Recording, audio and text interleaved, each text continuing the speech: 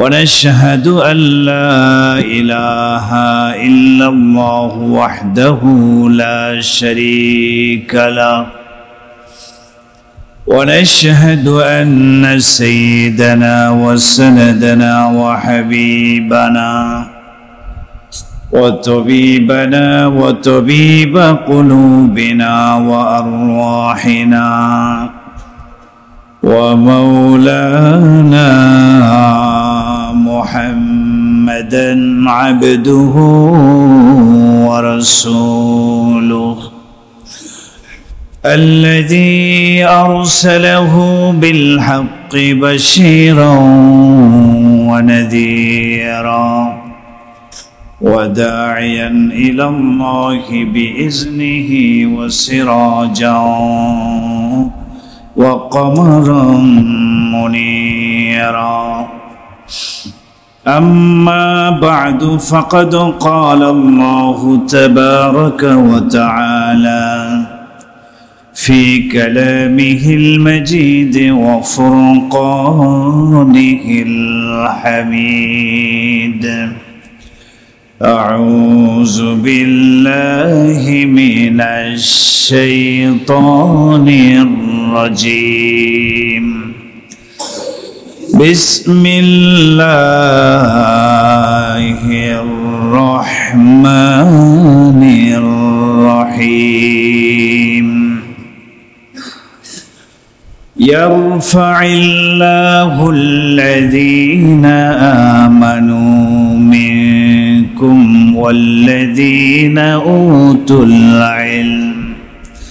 والذين أوتوا العلم درجات والله بما تعملون خبير وقال النبي صلى الله عليه وسلم طلب العلم فريضة على كل مسلم ومسلمة وإن طالب العلم يستغفر له كل شيء حتى الحيتان في البحر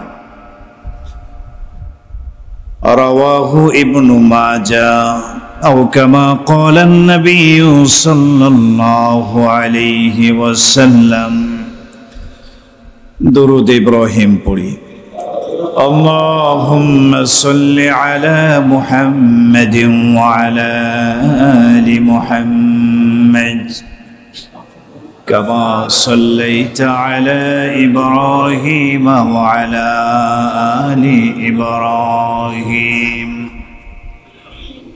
إنك حميد مجيد اللهم بارك على محمد وعلى آل محمد كما باركت على إبراهيم وعلى آل إبراهيم إنك حميد مجيد أستغفر الله العظيم الذي لا إله إلا هو الحي القيوم وأتوب إليه لا حول ولا قوة إلا بالله العلي العظيم আলহামদুলিল্লাহ সুম্মা আলহামদুলিল্লাহ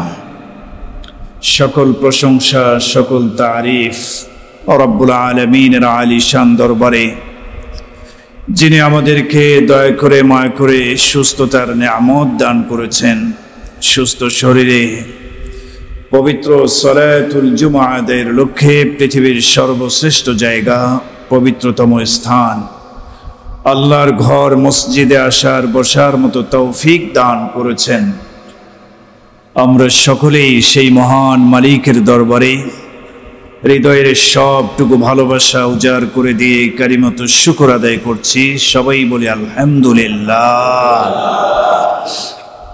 মুহতারাম হাজিরিন আমাদের নির্দিষ্ট একটি বিষয়ের উপরে ধারাবাহিকভাবে আলোচনা হয়ে আসছিল। প্রাসঙ্গিকভাবে গত জুমায় একটি বিষয়ের উপরে আলোচনা করতে বাধ্য হয়েছিলাম। ভূমিকম্প কেন আসে, আমাদের করণীয় কি, এ বিষয়ে গত জুমায় বিচ্ছিন্নভাবে একটি বয়ান হয়ে গিয়েছে। আমরা আবারও পূর্বের সেই ধারাবাহিক আলোচনার দিকে ফিরে আসতেছি। আমাদের আলোচ্য বিষয় ছিল আদর্শ সন্তান গঠনে ইসলামের নির্দেশনা কি, এবং আদর্শবান সন্তান গঠনের ক্ষেত্রে ইসলামের নবী মুহাম্মদুর রাসূলুল্লাহ সাল্লাল্লাহু আলাইহি ওয়াসাল্লামের রেখে যাওয়া আদর্শ কি আমরা জানব, আমলের নিয়তে শুনব ইনশাআল্লাহ। আল্লাহ তাআলা আমাদেরকে জানার, বোঝার এবং আমলের নিয়তে শোনার তৌফিক দান করুন। 5টি পর্বে এই বিষয়ের উপর আলোচনা হয়েছে, আজকে 6ষ্ঠ পর্ব। ওমা তৌফিকি ইল্লা বিল্লাহ আলাইহি তাওয়াক্কালতু ওয়া ইলাইহি উনীব। পূর্বের আলোচনাগুলোতে বলা হয়েছে মৌলিকভাবে একটি কথা, আমাদের সন্তানদেরকে কিভাবে আদর্শবান সন্তান হিসেবে আমরা গঠন করব। এক্ষেত্রে মৌলিক কথা হচ্ছে সন্তানের কিছু হক আছে, অধিকার আছে বাবা মার উপরে। বাবা মার দায়িত্ব এবং কর্তব্য হলো সন্তানের হকগুলো সঠিকভাবে আদায় করা।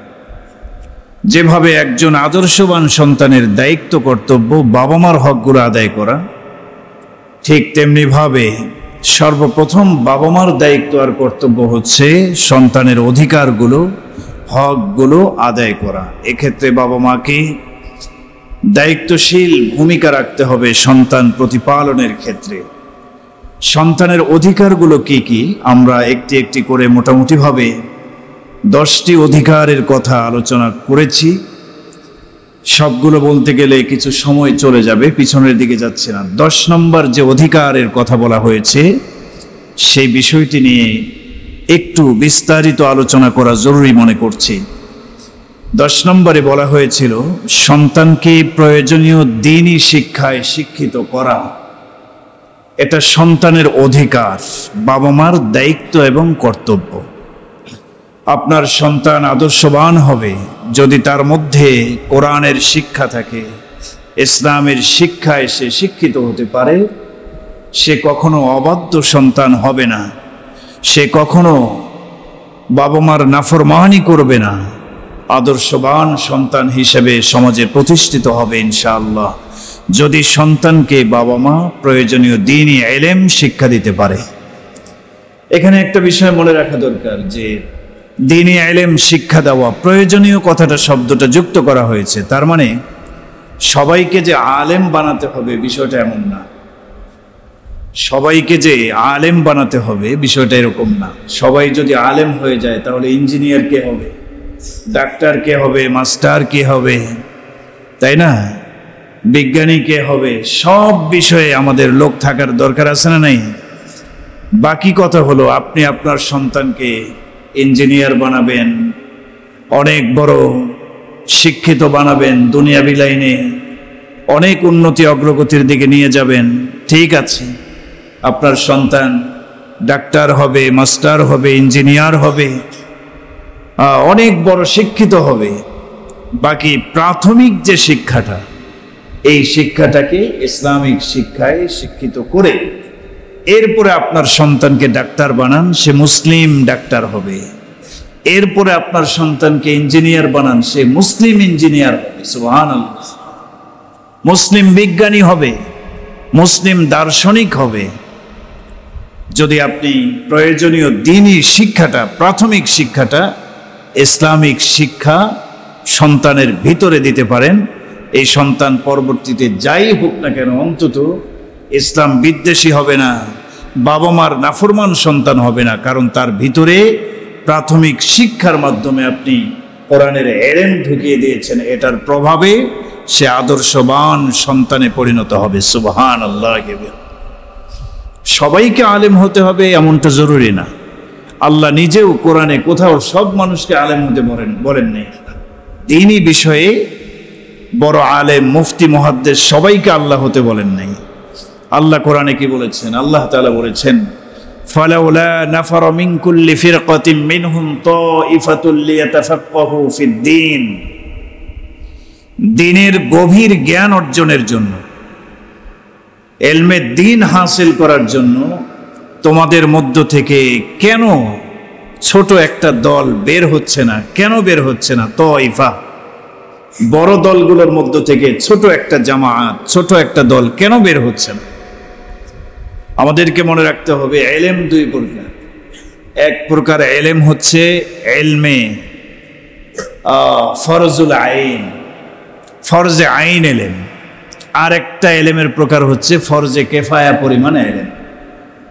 ফরজে আইন আর একটা কি বলেন? কিছু ইলম আছে শিক্ষা করাটা ফরজে আইন, সবাইকে এই ইলম শিক্ষা করতে হবে।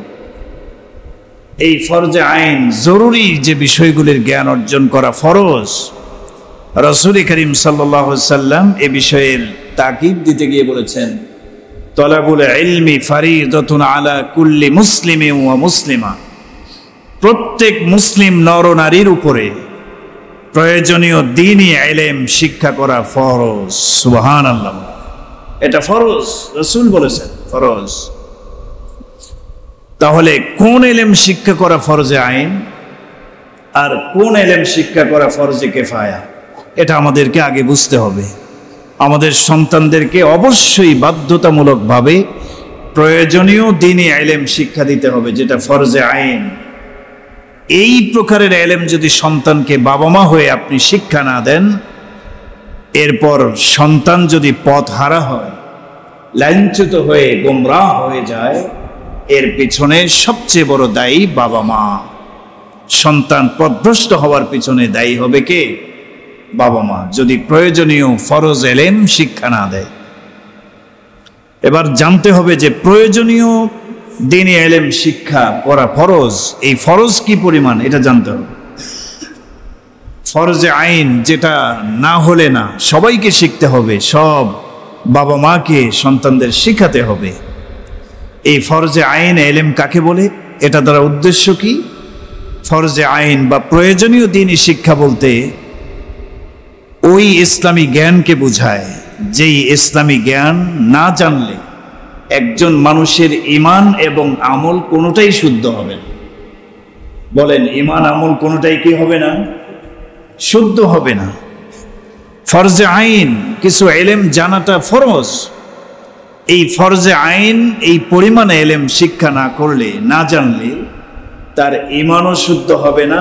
আমল করবে, সে নামাজ পড়বে, রোজা রাখবে, হজ যাকাত যাই করুক, আমলও শুদ্ধ হবে না। তো যেই ইলম শিক্ষা না করার কারণে ঈমান আমল কোনোটাই শুদ্ধ হচ্ছে না, তার মানে বোঝা গেল ওই ইলম আমাকে শিখতেই হবে এবং ওই পরিমাণটুকুই ফরজে আইন, বাধ্যতামূলক স্বরে এই ইলম আপনাকে শিখতেই হবে। আরেকটু বিস্তারিত ব্যাখ্যা দরকার। প্রয়োজনীয় দ্বীনি ইলম শিক্ষা করাটা যেই পরিমাণটা ফরজে আইন, তার মধ্যে একটি বিষয় হলো আকীদা বা ঈমান সংক্রান্ত জরুরি জ্ঞান। এটা আপনার সন্তানের মধ্যে দিতে হবে। শুধু সন্তানই না, আমরা যারা বাবা মা আছি আমাদের মধ্যেও তো এই জ্ঞান থাকা জরুরি, কারণ আমরাও তো কোনো না কোনো বাবা মার সন্তান, ঠিক না বলেন? অবশ্যই আমাদের বাবা মারও দায়িত্ব ছিল আমাদেরকে শেখানো, হয়তো শেখান নেই, এখন জানতে হবে, শিখতে হবে। আমাদের পরবর্তী প্রজন্মকে ঈমান আকীদা সংক্রান্ত জরুরি জ্ঞান শেখাতে হবে, যেগুলা না জানলে তার ঈমানেই নষ্ট হয়ে যাবে, সে কল্পনাও করতে পারবে না। সে মনে করবে আমি মুসলিম, কিন্তু ঈমান আকীদা সংক্রান্ত কিছু জ্ঞান যদি না থাকে, তাহলে সে মুসলিম দাবি করলেও কার্যত সে বেঈমান হয়ে যাবে। বেঈমান হওয়ার সম্ভাবনা আছে, সমূহ সম্ভাবনা আছে। আল্লাহ তাআলার সম্পর্কে অনেকগুলি আকীদা আছে, ফেরেশতা, আসমানি কিতাব, নবী রাসূল, আখিরাত, জান্নাত, জাহান্নাম, কবর, হাসর, মিজান, পুলসিরাত, এগুলা কি? তাকদীর কাকে বলে? তাকদীরের ভালো মন্দের উপরে ঈমান রাখতে হয়, তাই না? আমানতু বিল্লাহি ওয়া মালাইকাতিহি ওয়া কুতুবিহি, আছে না? ঈমানে মুজমাল, ঈমানে মুফাসসাল, এগুলি শিখাতে হবে। শিরিক কি জিনিস? সন্তানকে শিখাতে হবে শিরিক কাকে বলে, কুফর কি জিনিস, নেফাক, মুনাফিকি কি জিনিস, এগুলি আকীদা সংক্রান্ত বিষয়। এই বিষয়গুলোর জ্ঞান বাচ্চাদেরকে অবশ্যই দিতে হবে, অবশ্যই দিতে হবে। এরপরে জরুরি জ্ঞানের মধ্যে যেই পরিমাণ শিক্ষা করা ফরজে আইন, তার মধ্যে ইবাদত সংক্রান্ত বিষয় অনেকগুলি আছে। আল্লাহ তাআলা যে ইবাদতকে ফরজ করে দিয়েছেন, সেই ইবাদতের জ্ঞান অর্জন করাটাও ফরজ। নামাজ ফরজ, নামাজ আদায় করবেন কিভাবে করবেন, নামাজ ভঙ্গের কারণ কয়টি, নামাজের ওয়াক্তগুলো কি কি জানতে হবে কিনা বলেন। নামাজের ফরজ কয়টি, ওয়াজিব কয়টি, সুন্নত মুস্তাহাব কয়টি।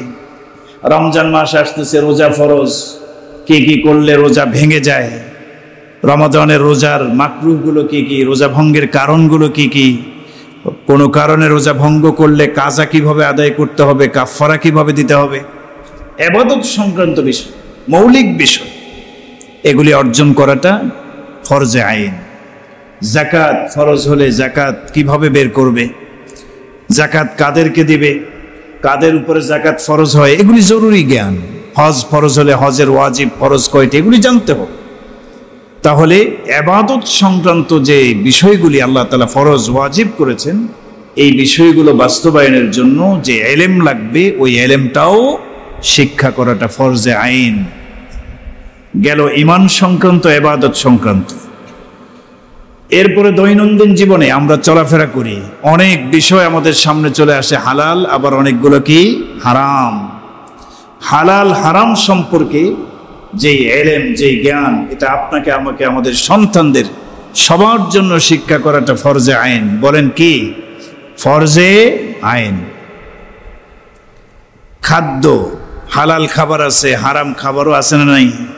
মদ, গাঁজা, ফেন্সিডিল, এগুলি হালাল না হারাম জানতে হবে।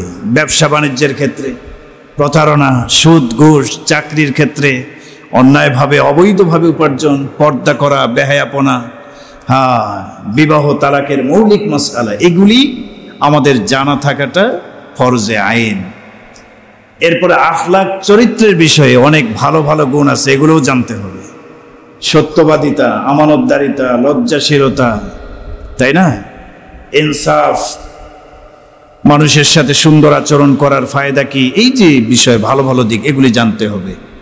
আবার অসৎ চরিত্রর অনেক বিষয় আছে, মিথ্যা, গীবত, হিংসা, অহংকার, তাই না, হাসাদ, এই সব বিষয়গুলো জানা। জুলুম করা গুনাহ, একটা পাপ, এগুলি জানা। এই সব বিষয়গুলো, এগুলি মৌলিক জ্ঞান, এগুলি অর্জন করা একজন মুসলমানের জন্য ফরজে আইন।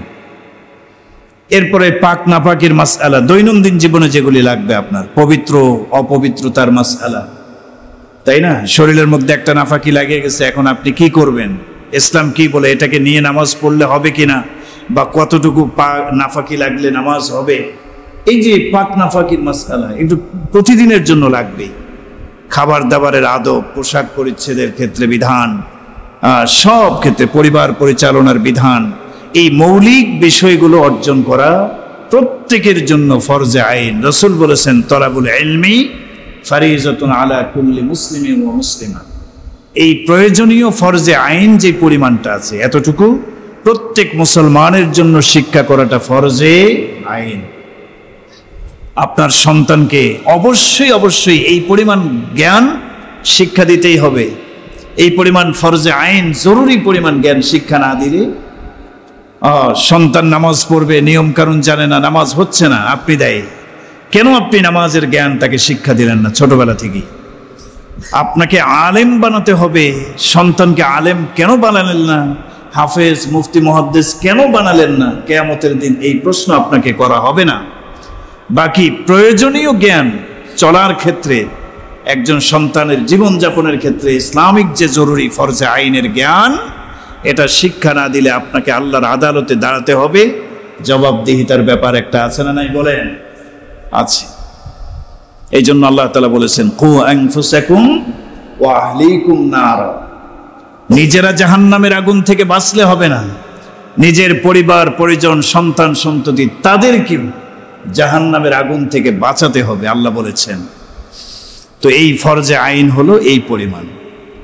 এরপরে আপনি আপনার সন্তানকে ফরজে আইন জরুরি জ্ঞান শিক্ষা দিলেন, এরপরে আপনি ডাক্তার বানান, মাস্টার বানান, MBBS বড় শিক্ষায় শিক্ষিত করেন, কোনো সমস্যা নেই, কোনো সমস্যা নেই।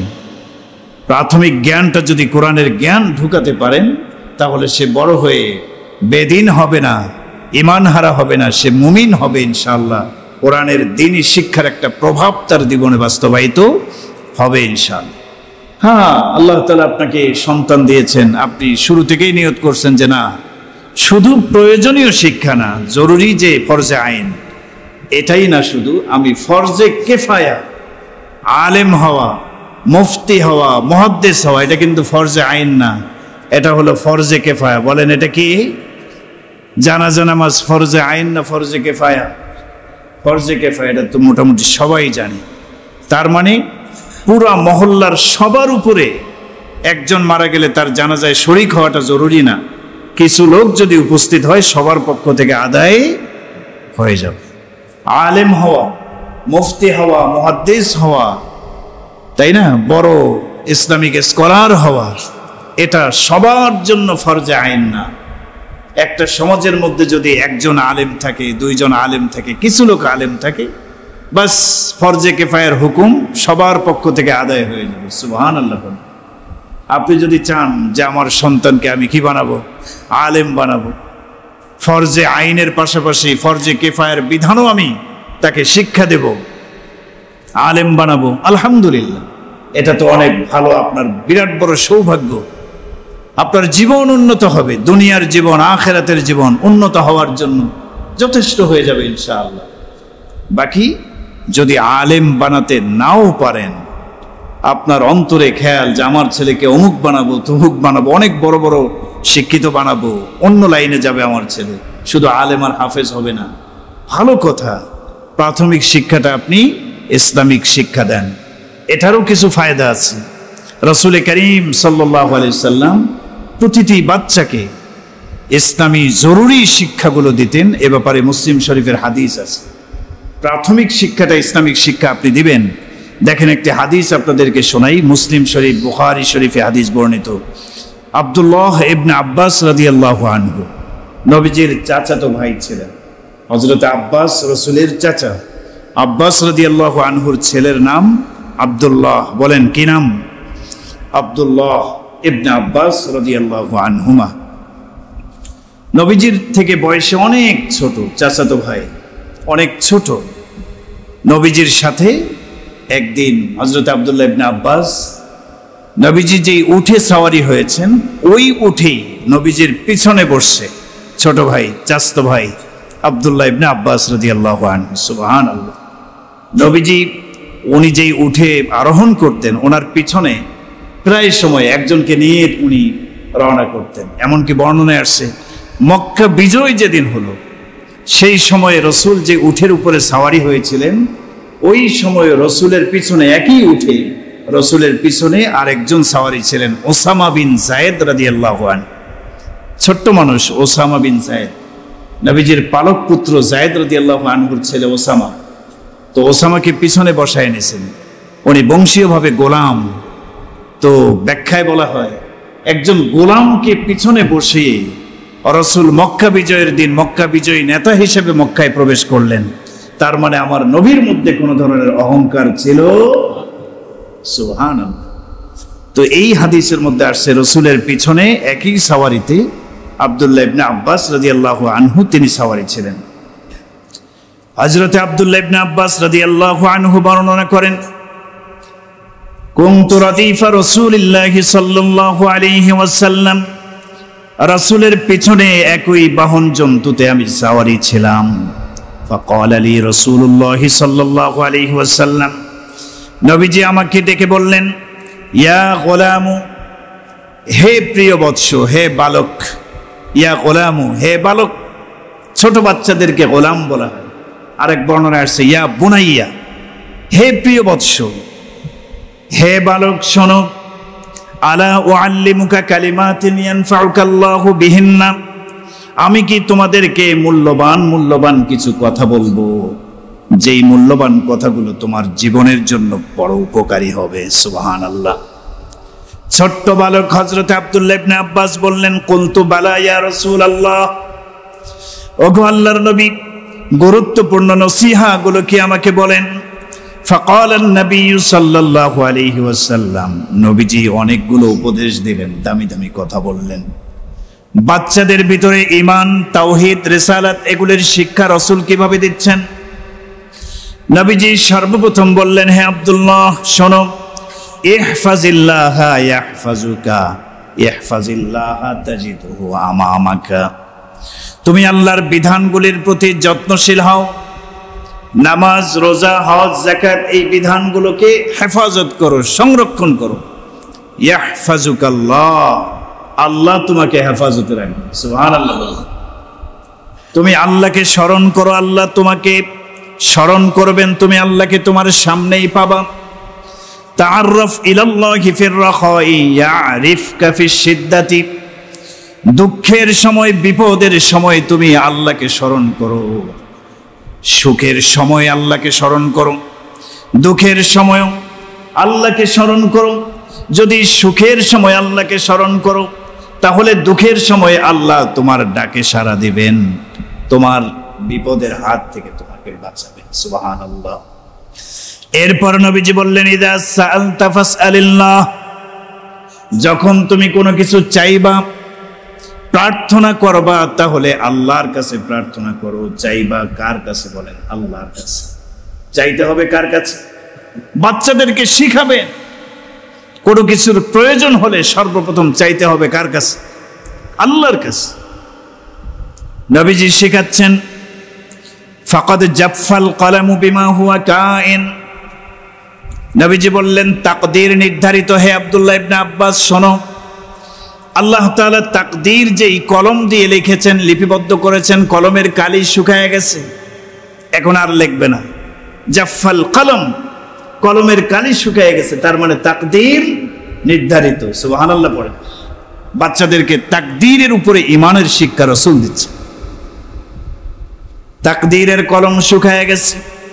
ফালাউ আন্নাল খালকা কুল্লাহুম জামিআন আরাদু আন ইয়ানফাউকা বিশাইইন লাম ইয়াকযিহিল্লাহু লাকা লাম ইয়াকদিরু আলাইহি। পৃথিবীর সমস্ত মানুষও যদি তোমার কল্যাণের ইচ্ছা করে, আর আল্লাহ যদি কল্যাণ না দান করেন, কেউ পারবে? পারবে না। আবার পৃথিবীর মানুষ সবাই মিলে যদি তোমার ক্ষতি করার চেষ্টা করে, কিন্তু আল্লাহ যদি সহায় হন, ক্ষতি করতে পারবে না। সুবহানাল্লাহ। তাকদীর, সবকিছু তাকদীর, তাকদীরের শিক্ষা দিচ্ছে। ওয়া'মাল লিল্লাহি বিশ-শুকরি ওয়াল ইয়াকিন। তুমি ইবাদত বন্দেগী করবা লিল্লাহ। কার জন্য বলেন? আল্লাহকে খুশি করার জন্য সব সময় ইবাদত করো। কে কি বললো না বললো, মানুষ খুশি হলো কিনা এদিকে দেখার সময় আল্লাহকে খুশি করার জন্য ইবাদত করবা। ওয়া'লাম আন্না ফিস সাবরি আলা মা তাকরাহু খায়রান কাসীরা। ছোট্ট বালক আব্দুল্লাহ ইবনে আব্বাস রাদিয়াল্লাহু আনহুর ভিতরে রাসূল সবরের শিক্ষা দিয়ে বলছেন, আব্দুল্লাহ, যদি কোনো বিপদ আসে, অনাকাঙ্ক্ষিত কোনো কিছু ঘটে যায়, তাহলে সবর করবা। সবরের মধ্যে খায়রান কাসীরা, অনেক বড় কল্যাণ রয়েছে। সুবহানাল্লাহ। বিপদের মধ্যে ধৈর্য ধারণ করবা, বাস। ইন্নামা ইউওয়াফাস সাবিরুনা আজরাহুম বিগাইরি হিসাব। এই ধৈর্যের প্রতিদান আল্লাহ তাআলা হিসাব ছাড়া তোমাকে দান করবে। ধৈর্যের শিক্ষা দিচ্ছে। নবীজি বললেন, ইন্নান নাসরা মা'আস সাবরি। ধৈর্য ধারণ করলেই ধৈর্যের সাথে নাসর, আল্লাহ পাকের সাহায্য জড়িত আছে। ওয়া আন্নাল ফারাজা মা'আল কারব। এবং বিপদের পরেই আরাম, শান্তি আর সুখ আছে। ওয়া আন্না মা'আল উসরি ইউসরা। কষ্টের পরেই সুখ আছে। তো এই যে শিক্ষা রাসূল দিলেন কাকে? আব্দুল্লাহ ইবনে আব্বাস রাদিয়াল্লাহু আনহু, নবীজির পিছনে সাওয়ারি ছিলেন, তাকে ডেকে রাসূল এই শিক্ষাগুলো দিয়েছে। এই হাদিস দ্বারা বোঝা যায়, ছোট বাচ্চাদেরকে, বালকদেরকে, এই বালক বালিকাদেরকে শিক্ষা দিতে হবে। প্রয়োজনীয় তাকদীর শিখাতে হবে, ঈমান শিক্ষা দিতে হবে, তাওহীদ, আল্লাহর একাত্মবাদ, এগুলি শিক্ষা দিতে হবে। আপনি আলেম বানাবেন না, ঠিক আছে, বাকি প্রয়োজনীয় শিক্ষা আপনাকে দিতেই হবে। কোরআনে কারিম শেখান। ছোট বাচ্চা 7 বছর বয়স, 6 বছর বয়স, 1-2 বছরের জন্য মাদ্রাসায় দেন। সে যদি নুরানিতেও পড়ে, আমাদের ইসলামিক শিক্ষার যে কারিকুলাম, 3 বছরে আপনার সন্তান আলহামদুলিল্লাহ আরবি শিখে যাবে, কোরআন পড়তে শিখবে এবং এদিকে জেনারেল শিক্ষায় সে ক্লাস 5 পর্যন্ত পড়তে পারবে। সুবহানাল্লাহ বলেন। তাহলে 3 বছরে নুরানির কোর্সটা যদি সম্পন্ন করে দেন, এদিকে সে ভালো কোরআন পড়নেওয়ালা, কোরআন তেলাওয়াত করার মতো তার দক্ষতা তৈরি হয়ে গেল, প্রয়োজনীয় ইলম সে শিখে গেল, ওযু, গোসল, নামাজের মাসলা মাসাইল সবকিছু এই 3 বছরের সিলেবাসের মধ্যে আছে। প্রয়োজনীয় যে ইলম শিক্ষা করা ফরজে আইন এই 3 বছরের মধ্যে পুরাটা আছে। আপনি 3 বছর পড়ালেন, এদিকে ক্লাস 5 পর্যন্ত আলহামদুলিল্লাহ আমাদের ছেলেরাও স্কুলের সিলেবাসে পরীক্ষা দেয়, আলিয়া মাদ্রাসায় পরীক্ষা দেয়, ভালো ভালো রেজাল্ট করে। আমাদের ছেলেরা, কওমি মাদ্রাসার ছেলেরা আলিয়াতে সরকারি মাদ্রাসায় পরীক্ষা দিয়ে জিপিএ 5 পায় আমাদের ছেলেরা, আলহামদুলিল্লাহ বলেন। 3 বছর জরুরি জ্ঞান আপনি শিখালেন, কোরআন শিখালেন। এরপরে আপনার ছেলেকে আলাদা করে স্কুলে দিলেন, ডাক্তার বানাবেন, মাস্টার বানাবেন, হ্যাঁ, দার্শনিক হবে আপনার ছেলে, বিজ্ঞানী হবে, সমস্যা নেই তো, ইঞ্জিনিয়ার হবে, কোনো সমস্যা নাই। প্রাথমিক ইলমটা আপনাকে কোরআনের ইলম দিতেই হবে। যদি আপনার বাচ্চাকে কোরআন শিখান, আপনার লাভ। এটা কার লাভ বলেন না? আপনার নিজের লাভ, সর্বপ্রথম আপনার লাভ, আপনার ছেলের লাভ তো হবেই। আপনি যদি আপনার বাচ্চাকে কোরআনে কারিম শিক্ষা দেন, এটা সর্বপ্রথম আপনার লাভ। কিভাবে? রাসূল বলেছেন, মান ক্বারা হারফাম মিন কিতাবিল্লাহ ফালাহু বিহি হাসানাহ ওয়াল হাসানাতু বিআশরি আমসালিহা। রাসূল বলেছেন, কোন ব্যক্তি যদি কোরআনে কারিমের একটি হরফ পড়ে, আল্লাহ তাআলা তাকে এমন একটি নেকি দান করবেন, বিআশরি আমসালিহা, যে একটা নেকি 10টার সমান। সুবহানাল্লাহ বলেন। এজন্য বলা হয় কোরআনের একটা হরফ শিখলে কয়টা নেকি? 10 নেকি। রাসূল স্পষ্ট করে দিয়েছেন, লা আকুলু আলিফ লাম মিন হরফুন বাল আলিফুন হরফুন ওয়া লামুন হরফুন ওয়া মিমুন। আলিফ লাম মিম আপনার বাচ্চা পড়লো, আলিফ লাম মিম এটা তো একটা হরফ না, আলিফ একটা হরফ, লাম একটা হরফ, মিম একটা হরফ, 3টা হরফ আপনার সন্তান তেলাওয়াত করেছে। 3 10 30টা নেকি আপনার সন্তানের আমলনামায় লেখা হয়ে গেছে। সুবহানাল্লাহ। শুধু কি আপনার সন্তানের আমলনামায় লেখা হয়েছে? না না না, আপনার সন্তান আলিফ লাম মিম পড়েছে, 3 10 30টা নেকি তার আমলনামার মধ্যে লেখা হয়েছে। আপনি যে আপনার সন্তানকে কোরআন শেখার ব্যবস্থা করে দিয়েছেন, আপনার আমলনামার মধ্যেও 30টা নেকি জমা হয়ে গেছে। আরে জোরে বলেন না সুবহানাল্লাহ। কি ব্যাপার, ঠান্ডায় কি জিরায় গেছেন একদম নাকি? একটু জোরে আওয়াজ দিয়ে বলতে হবে সুবহানাল্লাহ। আপনার আমলনামায় অটোমেটিক আপনার সন্তান কোরআন পড়বে, আপনার আমলনামায় ওই সন্তানের সবগুলো জমা হবে। অনেকে বলে যে নাবালিগ সন্তানের সব আমলের সব বাবা মার আমলনামায় আসে। বিষয়টা সহিহ হাদিস দ্বারা প্রমাণিত না। সন্তানের আমলনামার ব্যাপারে রাসূল বলেছেন যে কোনো গুনাহ বালেগ হওয়ার আগ পর্যন্ত লেখা হবে না। সওয়াবের বিষয়টা বলেন নাই, গুনার বিষয়টা বলেছেন।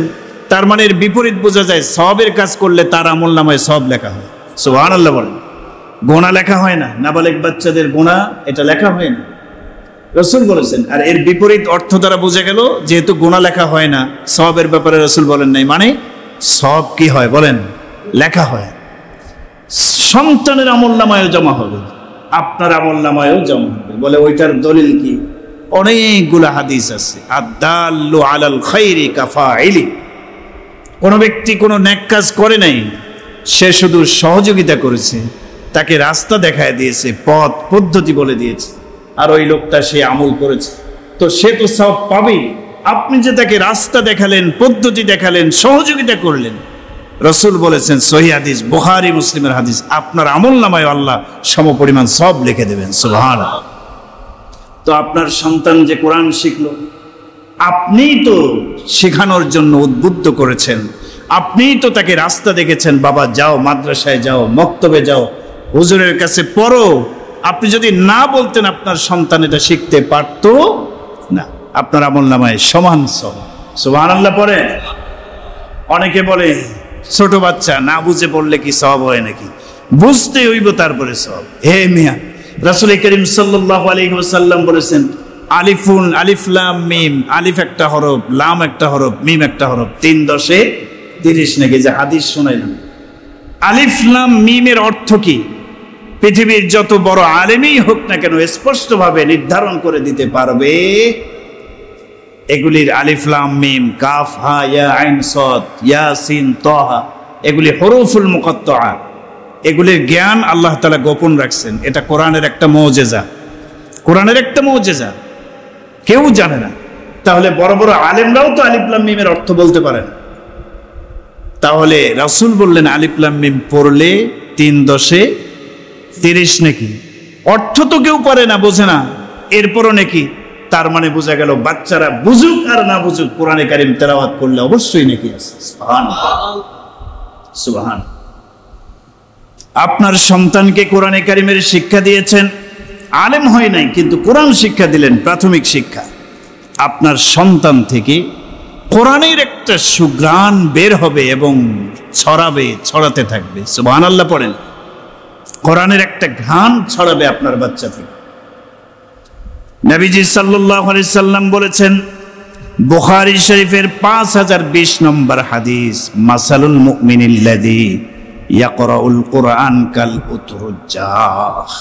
রাসূল বলেছেন যে মুমিন কোরআনে কারীম শিখলো, যে মুমিন কোরআনে কারীম জানলো, তার উদাহরণ হলো মাসালুল উতরুজ্জাহ, কমলা ফলের মতো। কমলা ফল, সুবহানাল্লাহ বলেন।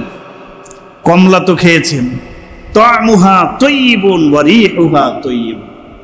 কমলা এই ফলের স্বাদও আছে, ঘ্রাণও আছে। কি বলেন ভাই, আছে না নাই? স্বাদও আছে, কমলার একটা আলাদা ঘ্রাণও। তো যেই মুমিন কোরআন জানলো, কোরআন পড়লো, তার উদাহরণ কমলা ফলের মতো।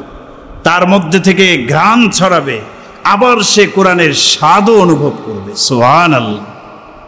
আর যেই মুমিন কোরআন পড়ে না, ওয়াল্লাযী লা ইয়াকরাউ কাত্তামারা, যে ব্যক্তি, যে মুমিন ঠিক আছে, নামাজ পড়ে রোজা রাখে, কিন্তু কোরআন তেলাওয়াত জানে না, কোরআন পড়ে না, তার উদাহরণ হলো কাত্তামারা, খেজুরের মতো।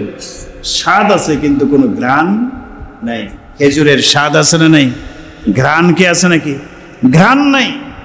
সে মুমিন হওয়ার কারণে ইমানের কিছু স্বাদ পাচ্ছে, নামাজ পড়ছে, রোজা রাখছে, কিছু স্বাদ পাচ্ছে, কিন্তু সে স্বাদ পেলে হবে কি? কোরআন নাই মানে ঘ্রাণ নাই। সে ঘ্রাণটা উপলব্ধি করতে পারছে এবং তার থেকে কোরআনের ঘ্রাণ ছড়াচ্ছে। তো বাচ্চাকে কোরআন শিখালেন, তার মানে সে কোরআনের স্বাদ অনুভব করবে এবং তার থেকে কোরআনের নূর, আলো এবং কোরআনের ঘ্রাণ ছড়াতে থাকবে। সুবহানাল্লাহ, সুবহানাল্লাহ। বাচ্চাদেরকে কোরআন শিখালে, আপনি, আপনার ছেলে মেয়ে, পরিবার সবাই যদি কোরআন পড়ে, ঘরের মধ্যে যদি সবাই কোরআন পড়নেওয়ালা হয়, রাসূল বলেছেন এই পুরো ফ্যামিলিটা বিশেষ আল্লাহর পরিবারভুক্ত হয়ে যাবে। আরে জোরে বলেন সুবহানাল্লাহ। রাসূলের হাদিস শুনেন, নবীজি সাল্লাল্লাহু আলাইহি সাল্লাম বলেছেন, কোরআন যারা পড়বে বিশেষ পরিবারভুক্ত হবে। কানা ইয়াজমাউ বাইনার রাজুলাইনি ফি কাতলা উহুদিন ফি সাওম।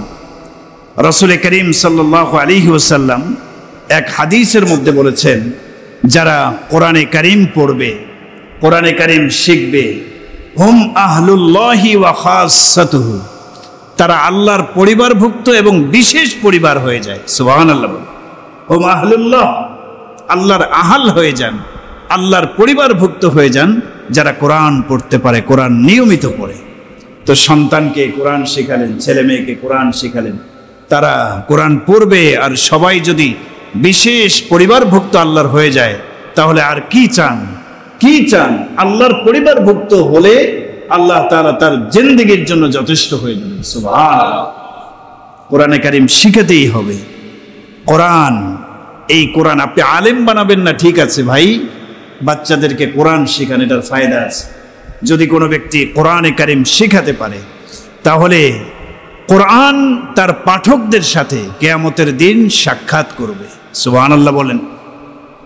কোরআন তার পাঠকদের জন্য, তাদের পক্ষে সৌজন্য সাক্ষাৎ করবে কিয়ামতের দিন, হাসরের মাঠে। হাদিসের মধ্যে আসছে কোন অবস্থায় সাক্ষাৎ করবে?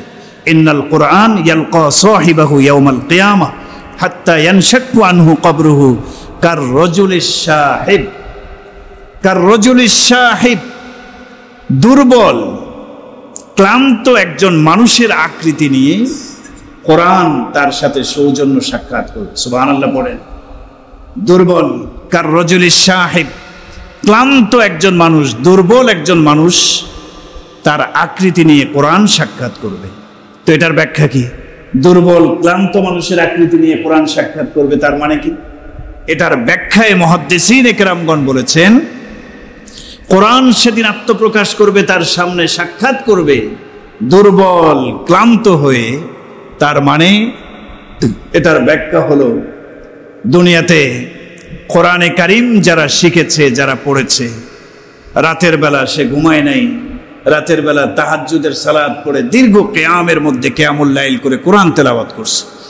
কোরআন তেলাওয়াত করতে করতে সে ক্লান্ত হয়ে গেছে, দুর্বল হয়ে গেছে, শরীর গরমের কারণে ঘর্মাক্ত হয়ে গেছে।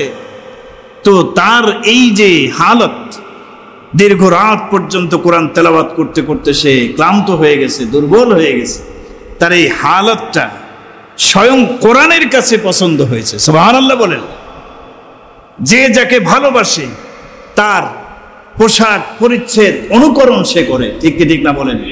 তো কোরআনওয়ালারা দুনিয়াতে কোরআন পড়েছে, কিয়ামুল লাইল করেছে, দীর্ঘ টাইম কোরআন পড়েছে। এই যে তারাবির নামাজে আমরা কোরআন পড়ি, দীর্ঘ টাইম পড়তে হয়, ক্লান্ত হয়ে যায়, কি বলেন? ঠিক কি ঠিক না ভাই? তো কোরআনের জন্য কোরআনওয়ালারা দুনিয়াতে কষ্ট স্বীকার করছে, ক্লান্ত হয়ে গেছে। এই হালতটা স্বয়ং কোরআনের কাছে পছন্দ হয়েছে, এবং কিয়ামতের দিন যখন কোরআন সাক্ষাৎ করবে, এই হালত নিয়ে দুর্বল ক্ষীণ ক্লান্ত একজন মানুষের আকৃতি নিয়ে কোরআন সাক্ষাৎ করবে। সুবহানাল্লাহ পড়েন। কোরআন সাক্ষাৎ করে কি বলবে? ইয়াকুলু হাল তারিফুনি, কোরআন বলবে, ওরে ভাই, ওরে বোন, আমাকে কি তুমি চিনতে পারছো? দুর্বল একজন মানুষ আসছে, ক্লান্ত মানুষের আকৃতি নিয়ে আসবে কোরআন। কোরআন বলবে, হাল ইয়ারিফুনি, হাল তারিফুনি, তুমি কি আমাকে চিনেছো? আমি কে? আল্লাহর বান্দা, কোরআন তেলাওয়াতকারী, কোরআনের পাঠক পাঠিকা, ওনারা বলবেন, মা আরাফু, না, আমি তোমাকে চিনি নাই, তুমি কে? ফায়াকুলু আনা সাহিবুকাল কোরআন। সুবহানাল্লাহ পড়েন। কোরআন বলবে, চেনো নাই? আমি তোমার বন্ধু কোরআন। সুবহানাল্লাহ পড়েন। আল্লাযী আজমাতুকা ফিল হাওয়াজির ওয়া আসহারতু লাইলাক, আমি কোরআন তোমার বন্ধু ছিলাম, তোমাকে রাতের বেলায় ঘুমাতে দেই নাই, মানে কোরআন পড়তে পড়তে তুমি কিয়ামুল লাইল পড়তে পড়তে রাত কাটায় দিছো। আমি কোরআন বলেছি রোজা রাখো, দিনের বেলা রোজা রাখছো, খাও নাই কোরআনের জন্য। কোরআনে কারিমের উপরে তুমি আমল করছো। প্রত্যেক ব্যবসায়ী তার ব্যবসার শেষে একটা লাভের আশা করে। তুমি যে কোরআনকে মহাব্বত করছো, আজকে আমি কোরআন তোমার পক্ষে সুপারিশ করছি, আমি কোরআন সুপারিশ করে জান্নাত পর্যন্ত পৌঁছায় দেব। সুবহান। কোরআনে কারীম বলবে, আজকে সুপারিশ করছি তোমার জন্য আল্লাহ পাকের কাছে, আল্লাহ তোমাকে মাফ করবে। এরপরে আল্লাহর কাছে যখন কোরআন সুপারিশ করবে, ফায়ুতা আল মুলকা বিয়ামিনিহি, তার ডান হাতে রাজত্ব দেওয়া হবে, ওয়াল খুলদা বিশিমালিহি, বাম হাতে স্থায়িত্ব মানে দান করা হবে, স্থায়ীভাবে জান্নাতে বসবাসের সার্টিফিকেট দেওয়া হবে।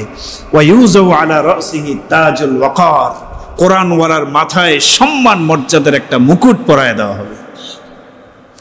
শুধু তাই নয়, ওয়া ইউকসা ওয়ালিদাহু হুল্লাতাইন, কোরআনে কারীম সন্তানদেরকে যারা শিক্ষা দেবে, এই সন্তান কোরআনে কারীম তেলাওয়াত করেছে, কোরআন তেলাওয়াতকারীর বাবা মাকে ডাকা হবে। ইউকসা ওয়ালিদাহু হুল্লাতাইন, এমন দুইটা দামি পোশাক কোরআন তেলাওয়াতকারীর বাবা মাকে পরানো হবে, পরিয়ে দেওয়া হবে। নবীজি বলেন, লা ইয়াকুমু লাহুমা আহলুদ দুনিয়া, দুনিয়াবাসীরা এই দুইটা পোশাকের মূল্য নির্ধারণ করতে পারবে না, এত দামি। পুরা দুনিয়াও যদি দেওয়া হয় পোশাকের দাম হিসেবে, তাও যথেষ্ট হবে না। সুবহানাল্লাহ। বাবা মার এই পরিমাণ মর্যাদা। সুবহানাল্লাহ। তারা বলবে, ফায়াকুলানে, বাবা মা বলবে, বিমা কুসিনা হাদা, আমাদেরকে কেন এই মূল্যবান পোশাক পরানো হলো? বলা হবে, বিআখজি ওয়ালাদিকুমা আল কোরআন, তোমরা তোমাদের সন্তানদেরকে কোরআন শিখিয়েছিলা, এর বরকতে তোমাদের এই সম্মান আজকে দেওয়া হলো। সুবহানাল্লাহ। এরপরে কোরআন তেলাওয়াতকারীকে বলা হবে ইকরা ওয়াসআদ ফি দারাজিল জান্নাহ। তুমি কোরআনে কারীম যেই পরিমাণ তোমার মুখস্থ আছে, হাফেজ হতে হবে এমন জরুরি না, দুই একটা সূরাও যদি মুখস্থ থাকে বলা হবে তুমি পড়তে থাকো, এক একটা আয়াত পড়ো আর জান্নাতের সিঁড়ি বেয়ে এক এক দরজায় এক এক তলায় উন্নীত হতে থাকো। এজন্য ভাই সন্তানদেরকে আলেম বানাবেন না বানাবেন পরের কথা, প্রয়োজনীয় কোরআনে কারীমের তেলাওয়াতটুকু অন্তত শিক্ষা দিতে হবে। রাজি আছে ইনশাআল্লাহ? আল্লাহ তাআলা তৌফিক দান করেন, বলেন আমিন। আমিন। আল্লাহ কবুল করেন। মুসলিম সন্তান কোরআন পড়তে পারে না, এটা কেমন কথা? যে কোরআন আল্লাহ তাআলার বাণী, আল্লাহ কোরআন দিয়েছেন, পৃথিবীর মানুষ এই কোরআন অনুযায়ী জীবন যাপন করবে, সেই কোরআন যদি পড়তে না পারি, শিখতে না পারি, এর চেয়ে লজ্জার কথা আর হতে পারে না। আল্লাহ সবাইকে কোরআনে কারীম তেলাওয়াত শিখার মতো তৌফিক দান। আপনার সন্তানকে এক নম্বর কথা প্রয়োজনীয় শিক্ষা, দ্বীনি শিক্ষাটা দিতেই হবে, যেটা ফরজে আইন। এরপরে সম্ভব হলে আপনি আপনার সন্তানকে আলেম বানাবেন। কি বানাবেন ভাই? নেয়ামত আল্লাহ দিয়েছেন, বাস নিয়ত করেই ফেলেন আমার সন্তান আল্লাহ দিয়েছেন, আল্লাহ না দিলে তো আমি পেতাম না, তো আল্লাহর দ্বীনের ধারক বাহক হবে আমার সন্তান। আমার সন্তান ওয়ারাসাতুল আম্বিয়া হবে, নবীদের ওয়ারিস হবে, উত্তরসূরি হবে, আমি একজন আলেম বানাবো, নিয়ত করে ফেলেন ইনশাআল্লাহ। আল্লাহ তৌফিক দান করেন, বলেন আমিন। সন্তানকে যদি আলেম বানান, হাফেজ বানান, দ্বীনের একজন দাঈ ইলাল্লাহ হিসেবে তৈরি করেন, তাহলে আপনার লাভ শুধু আখিরাতে না, দুনিয়াতেও আপনি ঠকবেন না, আপনি জিতে যাবেন ইনশাআল্লাহ, জিতে যাবেন। আজকে স্পষ্ট বাস্তব কথা, বাবা মার নাফরমান সন্তান যতগুলো আছে, অবাধ্য সন্তান যারা আছে, একজন আলেমকে দেখান, খুব কম যদিও পাওয়া যায়, খুব কম। কোন আলেম তার বাবা মাকে বৃদ্ধাশ্রমে আজ পর্যন্ত রেখেছে এরকম কোন নজির কেউ দেখাতে পারবে না। কি বলেন, পারবে? বৃদ্ধাশ্রমগুলোতে যান, ভিজিট করুন, দেখবেন বড় বড় শিক্ষিতদের, দুনিয়াবি জেনারেল শিক্ষিতদের বাবা মারাই পড়ে আছে, হাজার হাজার লক্ষ লক্ষ টাকা পয়সা খরচ করে বাবা মা সন্তানকে পড়াশোনা করিয়েছে, কোরআনের শিক্ষা দেয় নাই।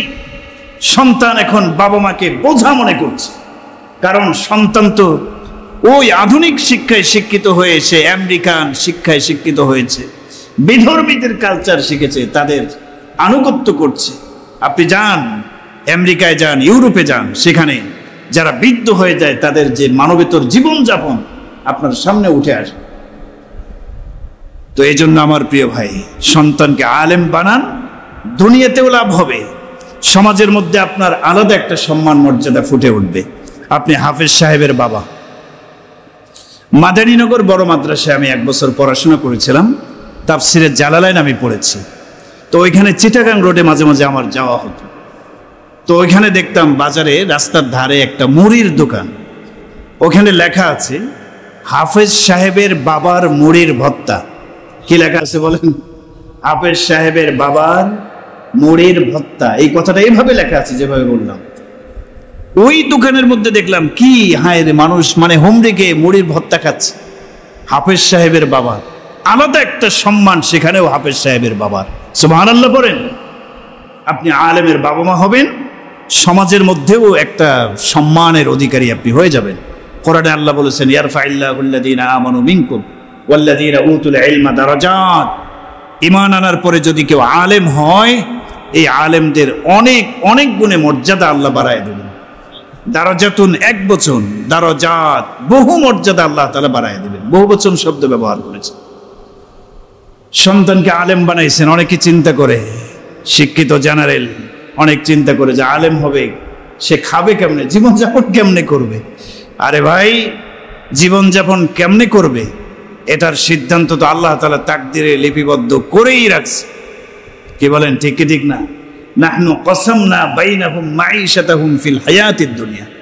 দুনিয়াতে কে কিভাবে জীবনযাপন করবে, রিজিকের সবকিছু বন্দোবস্ত আল্লাহ তাআলা তাকদীরের মধ্যে করে রেখেছে। সুবহানাল্লাহ পড়েন। বরং আমি কোরআন সামনে রেখে বা কোরআন ধরে বলতে পারি, আপনার সন্তান যদি আলেম হয়, এই ওসিলায় আল্লাহ তার বহু গুণে রিজিক বৃদ্ধি করে দেবে। সুবহানাল্লাহ। কোরআনের আয়াতে আছে এটা। আল্লাহ বলেছেন, ইন্নামা ইয়াখশাল্লাহা মিন ইবাদিহিল উলামা। এই পৃথিবীতে আল্লাহ সনদ দিচ্ছেন যে আমাকে ভয় করে বেশি বেশি ওলামায়ে কেরাম। আলেমদের মধ্যে আমার ভয় বেশি, মানে তারা বড় মুত্তাকি। তাহলে আলেমরা মুত্তাকি, এই আয়াত দ্বারা আমরা বুঝলাম। অন্য আয়াতে আল্লাহ বলছেন, ওয়া মাইয়াত্তাকিল্লাহ ইয়াজআল লাহু মাখরাজা ওয়া ইয়ারযুকহু মিন হাইসু লা ইয়াহতাসিব। যারা আল্লাহকে বেশি বেশি ভয় করবে, মানে মুত্তাকি হবে, তাদের সংকীর্ণময় জীবন আল্লাহ রাখবেন না, এমন জায়গা থেকে রিজিকের ব্যবস্থা করে দেবেন আল্লাহ, লা ইয়াহতাসিব। তারা কল্পনাও করতে পারবে না এখান থেকে রিজিক কিভাবে আসলো। যারা মুত্তাকি হবে। আর আল্লাহ কোরআনে বলছেন ওলামায়ে কেরাম বড় মুত্তাকি। তাহলে দুই আয়াতকে মিলান। ওলামায়ে কেরাম যেহেতু মুত্তাকি আল্লাহ বলেছেন, অতএব তাদের রিজিকের সংকট হবে না। আল্লাহ বলেছেন এমন জায়গা থেকে রিজিক দিবেন কল্পনাও করতে পারবেন। সুবহানাল্লাহ পড়েন। এজন্য ভাই দুনিয়াতেও লাভ আছে। আপনার সন্তানকে আলেম বানান, সদকায়ে জারিয়ার একটা পথ খুলে যাবে আপনার জন্য। আলেম বানিয়েছেন, আপনি মারা গেছেন, দুনিয়াতে সন্তান আছে, নামাজ পড়ছে, রোজা রাখছে, নেককার সন্তানের আমলের সব আপনার কবরে পৌঁছতেই থাকে। আর একজন আলেম বানালে আখেরাতের লাভ তো আছে। লম্বা আলোচনা, ওদিকে যাওয়ার সুযোগ নাই। আপনার আলেম সন্তান কিয়ামতের দিন আপনার জান্নাতে যাওয়ার একটা মাধ্যম, উসিলা হয়ে যাবে। সুবহানাল্লাহ। সবচেয়ে বড় লাভ। এক হাদিসের মধ্যে আসছে, ইয়াশফাউ ইয়াউমাল কিয়ামাতি সালাসা। তিন শ্রেণীর মানুষ আল্লাহর পক্ষ থেকে সুপারিশ করার অনুমোদন পাবে। কয় শ্রেণীর মানুষ বলেন? আল আম্বিয়া, সুম্মা শুহাদা, সুম্মাল উলামা। আম্বিয়ায়ে কেরাম, নবীগণ সুপারিশের পারমিশন পাবেন আল্লাহর পক্ষ থেকে। এরপরে শহীদগণ সুপারিশ করবেন, উলামায়ে কেরামও সুপারিশ করবেন। উলামায়ে কেরামও কি করবেন? আপনি সন্তানকে আলেম বানাইছেন, হাফেজ বানাইছেন, সুপারিশ করার পারমিশন আল্লাহর পক্ষ থেকে লাভ করবে আপনার সন্তান। হ্যাঁ, হাদিসের মানটা জয়ীফ, তবে বুখারী শরীফের সহিহ হাদিসের সমর্থনে আছে। আপনার সন্তান যদি জান্নাতি হয়, আলেম, সে জান্নাতে চলে গিয়েছে, এরপরে সে যে সুপারিশ করতে পারবে, বুখারীর আরেকটা হাদিস আছে। হাদিসটা আসলে লম্বা হাদিস, বলার সময় আমার হাতে নাই। রাসূল করিম সাল্লাল্লাহু আলাইহি সাল্লাম বলেছেন যে যাদেরকে জাহান্নাম থেকে মুক্তি দেওয়া হবে, মানে জান্নাতি, আপনার ছেলে আলেম, সে যদি জান্নাতি হয়ে যায়, সে বলবে, জাহান্নামীদেরকে দেখে বলবে, ইখওয়ানুনা কানু ইউসাল্লুনা মা'ানা ওয়া ইয়াসুমুনা মা'ানা। হায় আল্লাহ, ওই যে লোকগুলো জাহান্নামে যাচ্ছে, তাদের মধ্যে থেকে তো কিছু লোক আমাদের সাথে নামাজ পড়তো, রোজা রাখতো, আমাদের সাথেই চলাফেরা করতো। সে চিনে ফেলবে ওই লোকগুলো জাহান্নামে যাচ্ছে, তো সে সুপারিশ করবে। আপনার ছেলে যদি জান্নাতি হয়, আলেম, সুপারিশ করবে যে আল্লাহ, ওই লোকগুলোকে তো আমি চিনি, তারা আমাদের সাথে নামাজ পড়তো, রোজা রাখতো। আল্লাহ তাআলা বলবেন যে যাও, তুমি তাদের মাঝে ছুটে চলো, যাও, যাদের অন্তরে মিসকালু হাব্বাতিম মিন খারদালিম মিন ঈমান, সরিষার দানা পরিমাণ ঈমানও যদি কারোর মধ্যে থাকে, তাকে বের করে জান্নাতে তুমি প্রবেশ করায় দাও। সুবহানাল্লাহ, সুবহানাল্লাহ। তাহলে এই সমস্ত হাদিসগুলোকে একত্রিত করে উলামায়ে কেরাম বলেন, উলামায়ে কেরাম হাফেজদেরকে আল্লাহ তাআলা সুপারিশের অগ্রাধিকার দিবেন, সুপারিশ করবে। আপনার আলেম সন্তান, আপনি বাবা মা, সর্বপ্রথম তো আপনিই সুপারিশ প্রাপ্ত হবেন। ঠিক কি ঠিক না বলেন? এজন্য ভাই চেষ্টা করব ইনশাআল্লাহ, সন্তান দিয়েছেন আল্লাহ, আলেম বানাবো। আর যদি আলেম বানাতে না পারি একান্ত পক্ষে, সন্তান আদর্শবান হওয়ার জন্য, বানানোর জন্য প্রাথমিক ইসলামিক জরুরি শিক্ষাটা এটা দিতেই হবে। প্রাথমিক শিক্ষাটা কোরআনের শিক্ষা দেন। তাহলে আপনার সন্তান স্কুল, কলেজ, ভার্সিটিতে পড়লেও ইসলাম বিদ্বেষী হবে না। আজকে তো অবাক হয়ে যাই, স্কুল, কলেজ, ইউনিভার্সিটির লেভেলে যারা পড়াশোনা করে, বাবা মা ছোটবেলায় কোরআন হাদিসের শিক্ষাটা দেয় নাই, এরা ভার্সিটি লেভেলে গিয়ে নাস্তিকতার দিকে চলে যায়। ঠিক কিনা বলেন? এর বাস্তব একটা প্রমাণ, এই যে 23শে নভেম্বর মশাল মিছিল হয়েছিল ঢাকা ভার্সিটির প্রাঙ্গণে। মশাল মিছিল কেন মিছিল করলো আমাদের ছেলেরা? কেন আগুন জ্বালায় মিছিল করলো? একজন বাউলকে গ্রেপ্তার করা হয়েছে তার মুক্তির দাবিতে। নাউজুবিল্লাহ বলেন। আবুল সরকার নাকি বাউল, আবুল সরকার, এরা এক নম্বরের ভণ্ড। বাংলাদেশে যদি কেউ ভণ্ডামি করে রিজিক এই লাভ করতে চায়, এক নম্বরের ভণ্ড হলো বাউলরা। তারা আলতু ফালতু কিচ্ছা কাহিনী ইসলামের নামে চালায় দিয়ে পেট পূজা করে। ঠিক কি ঠিক না বলেন? এই বাউল, বাউল শব্দের অর্থই হলো প্রসাদ। বাউল শব্দের অর্থ কি বলেন? প্রসাব, অপবিত্রতা। আরেকটা অর্থ হলো বাউল মানে পাগল। কোনো অর্থই বাউল শব্দের ভালো না। আরবি শব্দ বাউল, প্রসাব। তার মানে যারা বাউল, এই পথে যারা নিজেদেরকে চালায়, যারা বাউল দাবি করে, এরা আসলে নামেই বলে দিচ্ছে এরা ভালো কেউ না, এরা অপবিত্র, এরা প্রসাব পায়খানা, এরা এই কি বলে পাগল। বাউল শব্দের একটা অর্থ পাগল, এরা পাগল, এদের মস্তিষ্ক বিকৃত হয়ে গেছে। এই যে আবুল সরকারকে গ্রেপ্তার করা হয়েছে, আমি বলবো তাকে দৃষ্টান্তমূলক শাস্তি দিতে হবে। কারণ এই বদমাইশ বাউল আবুল সরকার এই আল্লাহর জমিনে বসে আল্লাহকে নিয়ে কটূক্তি করার দুঃসাহস দেখিয়েছে। আল্লাহকে নিয়ে এমন এমন মন্তব্য করেছে, এগুলা মসজিদে বসে আমি বলতে গেলে আমার জিহ্বা কেঁপে উঠবে। আরেকটা ভিডিও দেখলাম, সে বলতেছে কোরআনে আল্লাহ সর্বশেষ সূরা নাজিল করছেন। কি একটা সূরা নাজিল করলো? নাস, কুল আউযু বিরাব্বিন নাস, মালিকিন নাস, ইলাহিন নাস। সব জায়গায় খালি নাস নাস নাস। আল্লাহ নাচতে বলছে, এরপরে সে বইলা নাচ শুরু করে দিল। এই আবুল সরকার, এটা কোরআনের অপব্যাখ্যা কিনা বলেন? সূরা নাসের মধ্যে খালি আল্লাহ নাচ নাচ নাচ নাচ মানে নাচতে বলছে নাকি? নাউজুবিল্লাহ বলেন। এই সমস্ত আউল ফাউল বাউলদেরকে স্থায়ীভাবে গ্রেফতার করা উচিত, ঠিক কি ঠিক না? আমার বক্তব্য নয়, সারা বাংলাদেশের উলামা ইকরামদের বক্তব্য। সে যে খোদাদ্রোহিতার ভাব দেখিয়েছে এবং স্পষ্ট তার ঈমান চলে গেছে, সে কাফের হয়ে গেছে যদি তওবা করে ফিরে না আসে। হিন্দু থাকবে, বৌদ্ধ থাকবে, অমুসলিম থাকবে, কোনো সমস্যা নেই। আপনি মুসলিম দাবি করে আল্লাহকে নিয়ে কটূক্তি করবেন, আল্লাহ রসুলকে নিয়ে কটূক্তি করবেন, আর মুসলমানরা বসে থাকবে চেয়ে চেয়ে দেখবে, এটা হতে পারে? আমরা দাবি করছি সর্বোচ্চ শাস্তি এই আবুল সরকারকে দিতে হবে এবং সম্ভব হলে বাংলাদেশে এই বাউল সংস্কৃতিটাকে নিষিদ্ধ করা যায় কিনা আওয়াজ তুলতে হবে। এটার দ্বারা কি এমন ফায়দা হয় বলেন তো? গান বাজনা কি ইসলামে হালাল না হারাম? হারাম। হ্যাঁ, হারাম পন্থায় অনেক গান বাজনা করে, ঠিক আছে, করুক, তাদের গোনা তাদের। কিন্তু আপনি ইসলামের লেবেল লাগাইয়া, হ্যাঁ, ইসলামের কথা বলে কোরআন হাদিসের কথা মিথ্যা ব্যাখ্যা বিশ্লেষণের মাধ্যমে করবেন, এটা অন্তত মানা যায় না।